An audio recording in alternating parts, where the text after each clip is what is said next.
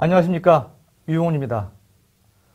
저희 회사가 조선닷컴 라이브용으로 스튜디오를 새로 만들었는데 오늘 그 새 스튜디오에서 처음으로 이렇게 밀당 방송을 하게 됐습니다. 앞으로 보다 쾌적한 환경에서 여러분을 만나뵐 수 있게 돼서 기쁘게 생각을 하고요. 더욱 좋은 내용으로 방송할 수 있도록 노력을 하겠습니다.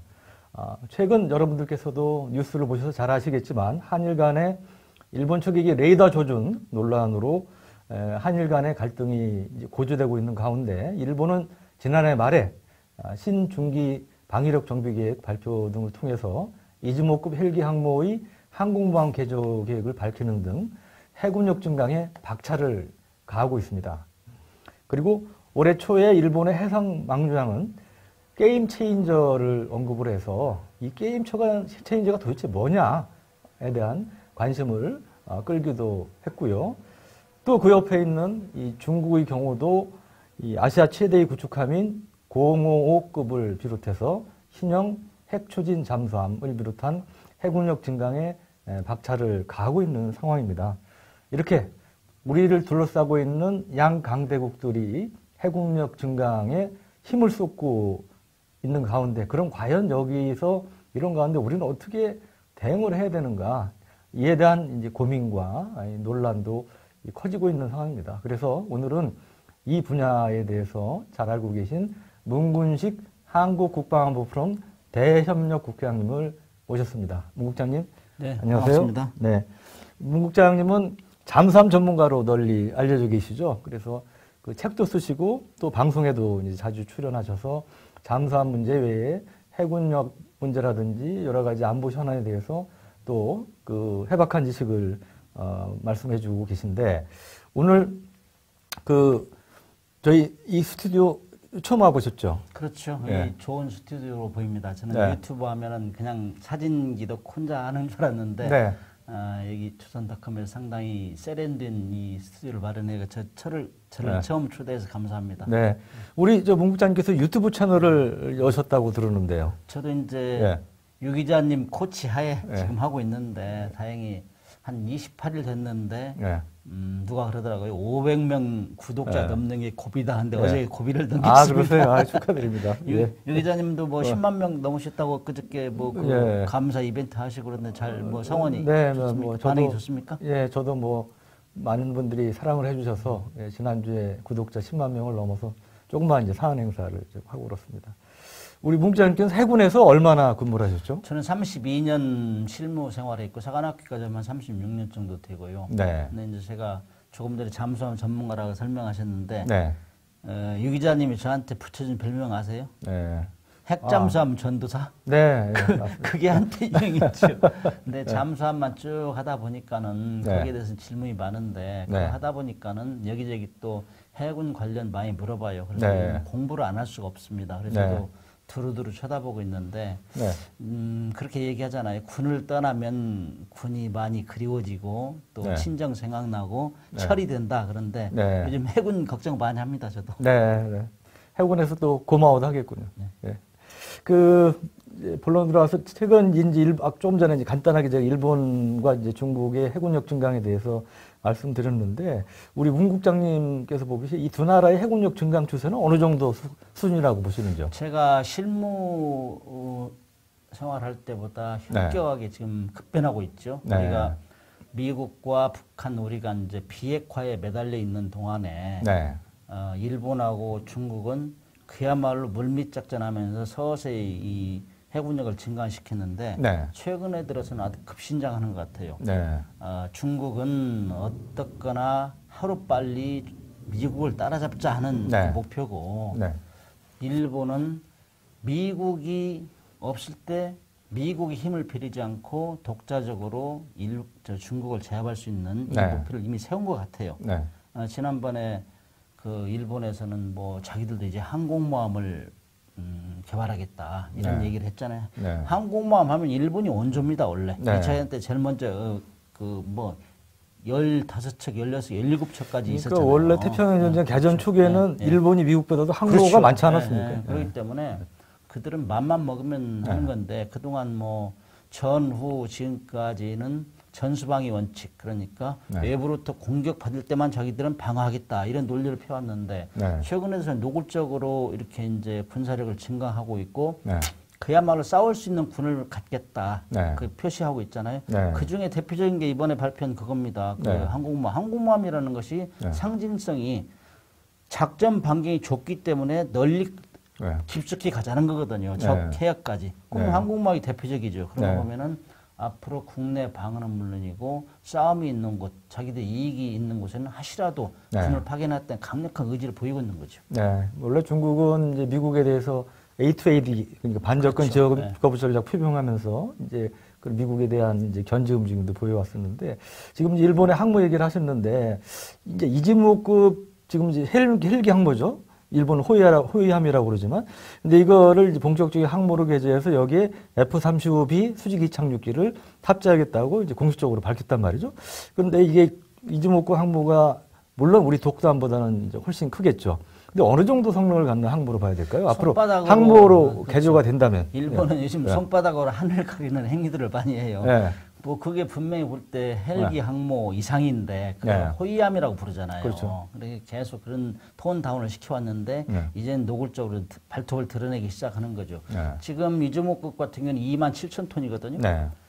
일본이 초기에 항공모함을 개발할 때가 10,000톤에서 한 3만, 4만 톤 이게 제일 많았어요. 네. 그 정도면은 일본은 27,000톤을 약간 개조해서 제가 볼 때는 3만 4만 이 정도로 네. 하지 않을까. 이 정도 전력이면은 지금이 그러니까 27,000톤급. 27,000톤 네. 약간 개조할 거예요, 네. 아마. 그래서 그러면 이제 무게 늘어날 것이고. 네, 그렇죠. 이제 그래서 이제 최소한 F-35 브라보 같은 경우는 한 40여 대 이렇게 네. 타를 수 있는 이 정도면은 현존하는 항공모함 전력은 미국은 뭐 단연 탑이고 네. 거기는 뭐 11만 톤 이렇게 되니까 네. 그리고 그 움직이는 정말로 기지잖아요. 네. 근데 이제 거기에 도전하는 게 중국인데 중국은 이제 두 번째 항모를 만들고 있고 그런데 아직까지는 그 항공기 능력이라든지 이게 많이 떨어지잖아요. 네. 근데 이제 우리가 눈여겨볼 거는 지금 영국이 다시 퀸 엘리자베스 네. 76,000톤급 해가지고 지금 네. 과거 영광을 재현하려고 하고 있고 네. 그다음에 꾸준하게 그동안 운영해 온 게 이제 프랑스의 샤를 들고급 있죠. 네.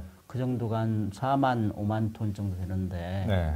아마 제가 볼 때는 일본은 맘만 먹으면 그 조금 전에 언급한 그런 나라들하고 네. 어깨를 같이 하려고 미국을 제외한 네. 나머지 나라하고 어깨를 같이 하는 그런 수준으로 가지 않을까 이렇게 네. 예상을 해봅니다. 네.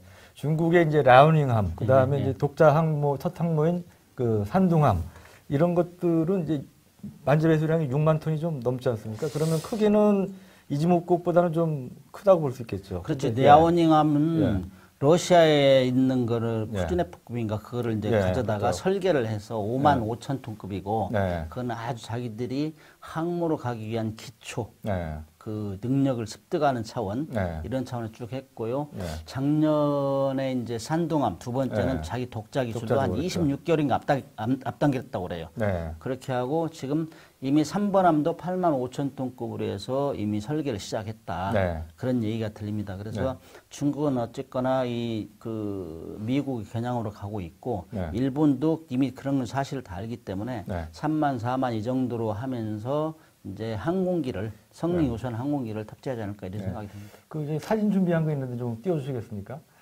그 제가 좀 미리 말씀을 드렸어야 되는데 저게 이제 일본 기존에 있는 이즈모, 이즈모급이죠. 그리고 여기 이제 다음 사진 부탁드립니다. 여기서 이제 항공 지금 이제 헬리콥터가 저렇게 동시에 여러 대가 이착륙할 수 있는데 저거를 갑판을 강화하고 그렇죠.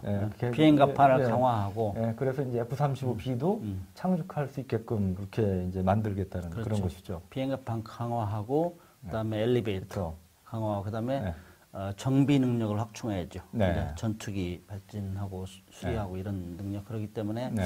아마 27,000톤 가지고는 약간 부족하지 않을까. 그래서 네. 개조한다고 그랬으니까 네. 뭐 게임 체인저라는 말까지 했으니까 게임 체인저라는 거는 정말 혁혁하게 확실히 바꾸는 것 전쟁 양상을. 그렇기 때문에 지금까지는 자기들이 전수방만 했는데 이제는 그게 아니다는 게 내심 나타내는 거죠. 예. 그 다음 사진 좀 보시죠. 자, 그리고 이제 수상함 얘기를 좀 해보시죠. 일본의 이제 이지스함이 지금 6척인가요? 지금은 6척이고 8척까지 지금 확보한다고 그래요. 플러스 이제 계획이 있는 것이고 이제 콩고급, 아타고급 두 가지 종류가 있고 지금 사진에서 보시는 거는 아타고급 신형인 거죠. 근데 이제 이러한 이제 아타고급 이지스함을 비롯한 수상함 전력 증강 계획은 어떤가요?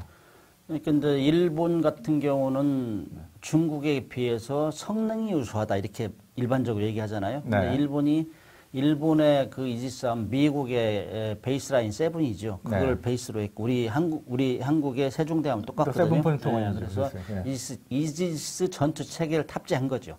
근데 이제 중국 같은 경우는 052 델타 요게 이제 우리하고 그 미국 그다음에 일본하고 이렇게 세 유형이 좀 거의 같은 동급으로 보고 있는데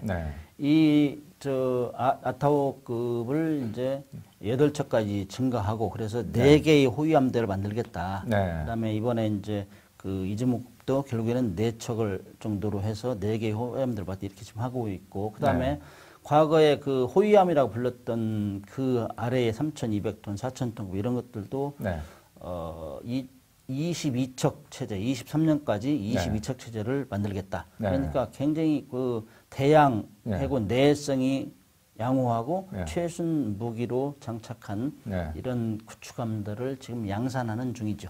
그러니까 마리호얌이 다 이제 구축함급인 거죠. 구축함이죠. 4,000톤, 5,000톤 이상 되는 그런 거고. 다음 사진 좀. 그리고 이제 그 이런 수상 전력과 함께 또 중요한 게 잠수함, 뭐 수중 전력인데 이 사진에서 보시는 게 소류급 일본 이제 잠수함 클래스 중에 그 최신형인 이제 소류급인 이 진수 모습인데 소류급이 수중 배수량이 4,000톤, 4,200톤. 그러니까 한때 중국 친급이 나오기 전에는 세계 최대의 재래식 잠수함이라고 불리기도 한 걸로 알고 있는데 또 제가 듣기로는 세계에서 가장 정숙한 재래식 잠수함이다 이런 얘기도 나와요. 근데 일본 잠수함 전력은 어떻게 평가하세요? 일본의 잠수함 전력은 자타가 그야말로 공인하는 잠수함 기술 강국이에요.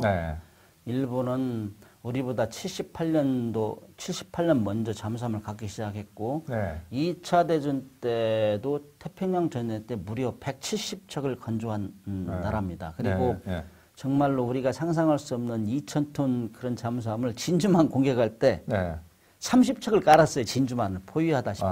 그 정도로 잠수함 운용은 이미 앞서 나가 있고 그다음에 그 잠수정, 뭐 자살 공격하는 잠수정 A2 이런 거는 무려 700여 척을 만드는 아주 잠수함 강국입니다. 그리고 제가 이제 쭉 전사를 보면은 독일 같은 경우는 한 10가지 종류 그중에 타입 7 같은 건 뭐 한 700여 척 만들었는데 10가지 종류지만 독일은 척수는 많아요. 1,500척 이상 만든 2차 대전. 근데 일본은 종류가 많습니다. 40여 종의. 그러니까 각종 기술이 많다는 거죠. 잠수함 만들 수 있는. 그런 걸 했기 때문에 1959년 이후부터 그런 기술력을 바탕으로 매년 한 척씩 만들었어요. 그다음에 1976년도부터는 16척 체제를 지금까지 유지하면서 매년 16년 되면은 하나씩 퇴역시키고 하나씩 다시 건조하고 이런 그러니까 기술력, 생산 시설 인력을 계속 유지한 국가 정책을 유지한 거죠. 그러다가 2010년도에는 이제 22척을 유지해야 되겠다. 이제 16척은 부족하다. 그 이후로 내세운 것이 중국이 이제 해군력을 강화해서 태평양에 나오니 남쪽, 남서해를 막겠다. 이런 거를 국민들한테 어필하면서 살짝 올렸어요. 그게 22척입니다. 그런데 그게 이제 공식적인 현역이 있는 게 22척인 거지. 지금 20척이고, 그렇지, 20척이고, 22척까지는 계속 운용하겠다. 훈련 안 빼고. 그런데 16년마다 잠수함을 도태시키는 나라는 세계에 아무도 없어요. 그러니까 세계에서 가장 젊은 잠수함이 일본이라고 그렇기 그러죠. 때문에 유사시에는 바로 수리하고 재등용할 수 있는. 그래서 이제 뭐 치장했다고 그러나요? 그렇게 예비로 돌려둔 잠수함도 사실은 여차하면 쓸 수 있는 거 아닙니까? 다른 그런데 이제 안 보여줬으니까 본 사람은 없어요. 그러나 예상을 하는 거죠. 저렇게 값비싼 잠수함, 우수한 성능을 16년 만에 도태하겠느냐. 요즘은 전 세계가요, 돈이 없어요. 경제가 안 좋으니까 각국에서 수명 연장을 계속 시켜요. 그래가지고 어떤 나라, 스페인 이런 데는 사실 뭐 40년씩 쓰는 나라도 있어요. 그 정도 한데 일본은 16년 만에 이렇게 도태시키고 그러면서 계속 잠수함 기술력을 향상시킨 거죠. 그렇기 때문에 소류급 같은 경우는 미국이 제일 잘 알아요. 미국이.